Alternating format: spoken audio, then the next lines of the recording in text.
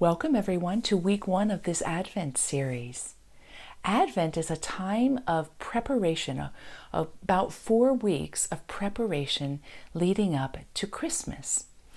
And the reason I wanted to offer this series is because, well, personally, I miss Advent.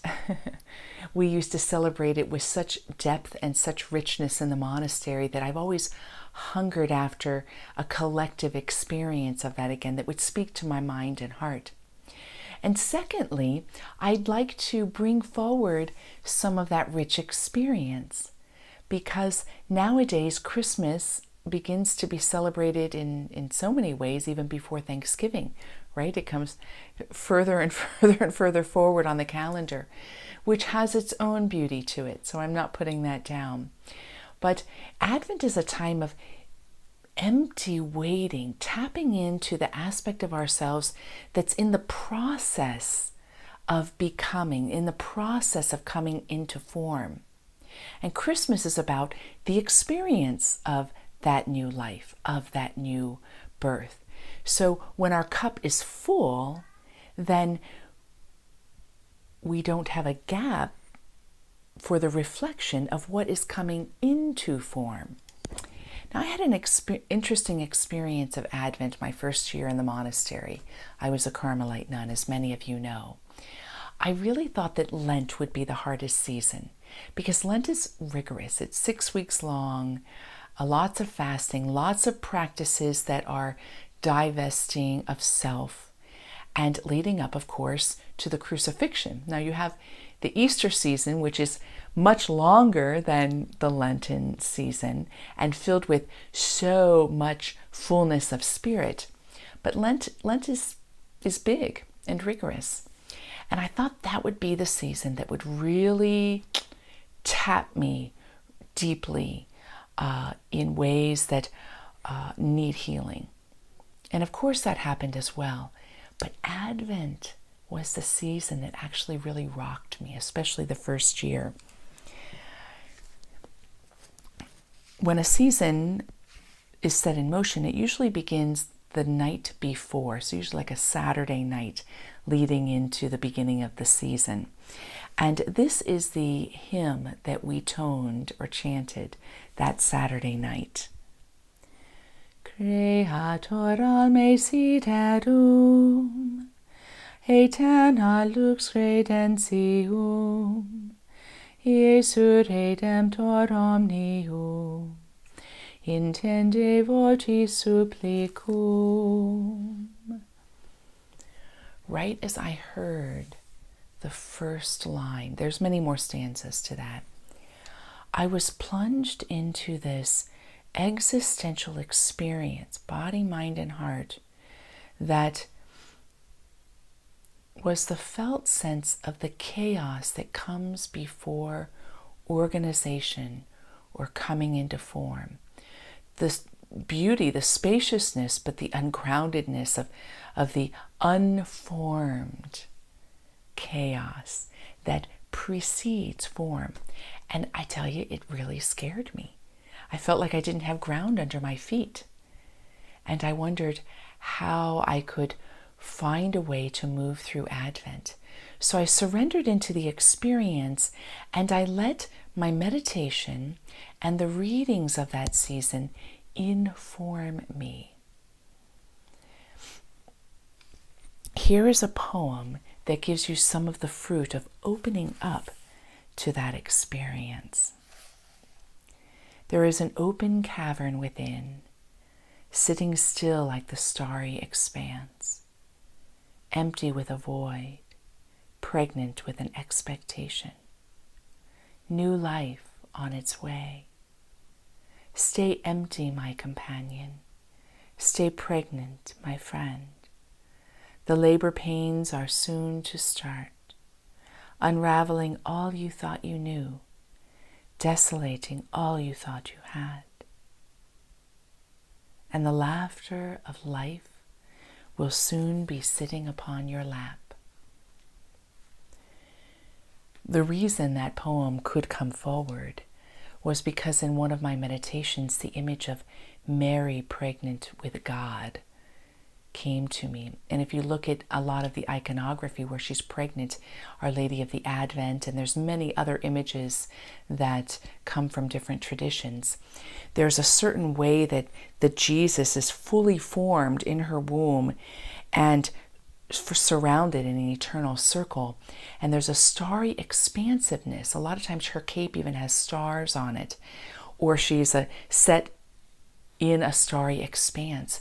And I had this direct experience of Mary being the matrix, the feminine aspect of God coming into form.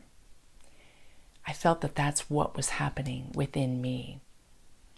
So there are many themes that come up in Advent, in this hopeful, confident, joyful waiting, sitting empty. But realize that even in that emptiness, we're pregnant with something. So it's not really only emptiness. It's just the pregnancy that is eventually going to give birth to something we haven't seen yet. That's the kind of emptiness I'm speaking to. So hopefully these 4 series will be a little bit more of a sweet recollection and hit some places for your heart than be actually some action steps of what you could do to allow the season to be even more rich. There are 2 readings in the breviary for the first week of Advent that I think are incredibly powerful. Here is the first one. It comes from 2 Peter. In the Lord's eyes, one day is as 1,000 years, and 1,000 years are as a day. The Lord does not delay in keeping promise, though some consider it delay. Rather, God shows you generous patience, since this divinity wants none to perish, but all to come to fullness. That one day is as 1,000 years invites us to realize that in this life, our life is so much more than meets the eye. Our storyline is so much more than meets the eye. And 1,000 years can be like one day, the coming into the wisdom of that insight, the coming into the wisdom of that new life can take 1,000 years of growth. And in one day, bam, there's the new life. That makes me really happy because sometimes I feel like I grow very slowly. And it's a call. There's a call that happens in Advent that is a call in every tradition, actually, when we're wanting and desiring to awaken. It is now the hour for you to wake from sleep, for our salvation is closer than when we first accepted faith. Night is far spent, the day draws near. And we're called to heed that now is the moment, right now, and right now, and right now, over and over again. And one of the qualities of that coming into new life and form is wisdom. Wisdom is a huge theme in Advent for a couple reasons. First, it alludes to passages in the Hebrew Scriptures that the Christian tradition finds to be fulfilled in Jesus Christ. That wisdom is an aspect of who he is. Not just that he has wisdom, but that he is wisdom coming from on high. And if you'll remember, O come, Emmanuel, the second verse there is, O come, thou wisdom, O come, thou wisdom from on high, who orders all things mightily. Now that hymn is a translation of the Latin O antiphons. And in the O antiphons, when they were created hundreds of years ago, the wisdom stanza, O sapientia, was the first stanza. And each of the O antiphons, which each one is sung on a day starting December 17th up until the 24th, each one is a beautiful, poetic, succinct statement about God coming into form in different places in the Hebrew text. So, O sapiencia, how are you wise? I know that's a quick shift in focus, but it begs the question, if we're going to be empty and open and birth something new, if the birthing is growing in wisdom, becoming wisdom, it can be helpful to realize ways you're wise right now. And what is wisdom? How would you talk about it? How would you describe it? I want to give you 3 different vantage points. The first is Greek mythology. Now, in Greek philosophy and mythology, wisdom is personified by 2 goddesses, Metis and Athena. And if you remember Greek mythology, you'll remember that Athena is born out of Zeus's head. And Athena is the embodiment of kindness, of mercy, of strength, and of chastity. But she comes from the very cellular makeup, the non-cellular makeup, since Zeus is a god, to come into form. We have a very similar experience in the Hebrew text. Wisdom is described as playing before the Lord as the world was created. Wisdom is seen as this pre-creative aspect of God that participates in creation happening and is playful. And here are some qualities from the Book of Wisdom that I think are pretty incredible that speak to this. For in her is a spirit, intelligent, holy, unique, manifold, subtle, agile, clear, unstained, certain, not baneful, loving the good, firm, all-powerful, all-seeing, pervading all spirits. Wisdom is mobile beyond all motion, and she penetrates and pervades all things by reason of her purity. For she is an aura of the might of God and a pure effusion of the glory of the Almighty. That's pretty powerful, right? So in this being an aura and an effusion of God, wisdom is God, and wisdom is spoken about as a personification. It makes sense that that would be attributed to Jesus, doesn't it? The last reference I'd like to just very lightly refer to is the Tantric text, Non-Dual Shiva Tantra, in Tantra Illuminated. God is described as consciousness, and awareness is consciousness pouring herself out on the canvas that is herself.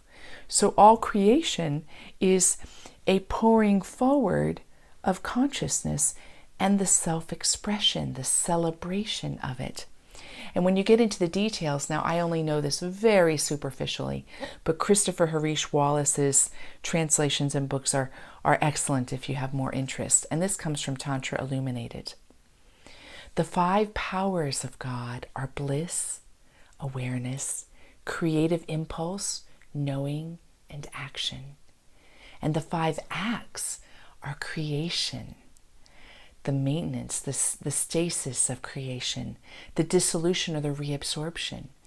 That would be like conception, birth, life, and death. And the concealment, those are the places that are dark, that haven't come into the knowing, and the revealing, the grace, the revelation. So those are aspects of God that are personified in many different images.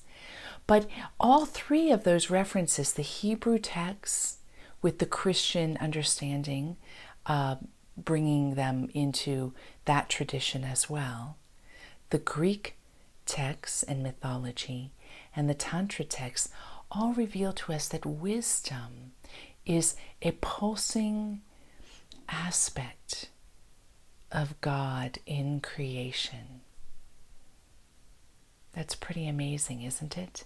So the invitation today then is how in this first week could you be empty so that new wisdom could come forward?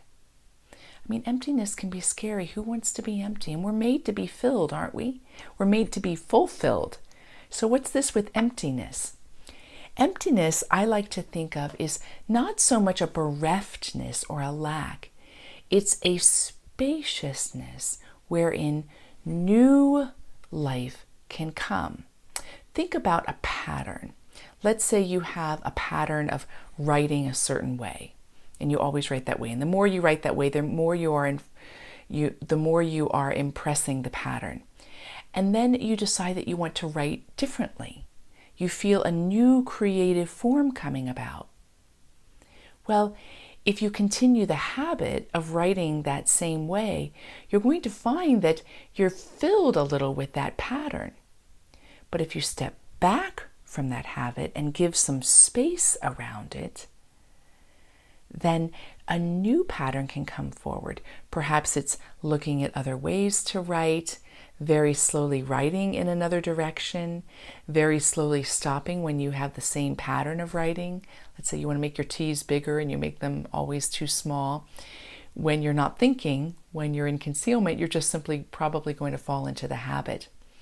So the emptiness is shining a light on that. It's the now. Salvation is closer than when we thought. And when we self-reflect, we provide a little space and emptiness so that something new can come about. And the 1,000 years of writing in that habit-formed way can be like a day when we write in a new way. I know that's probably a very poor example.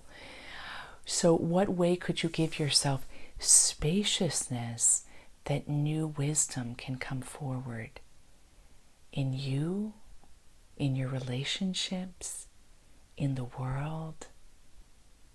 And know that the more you give your assent to that, the more the laughter of new life will be sitting on your lap, and you'll give joy to the world. So thank you for joining with me. I am super grateful. I look forward to this 4 weeks with you, and I hope you have a wonderful Sunday filled with Wisdom Adventage. Blessings. Bye.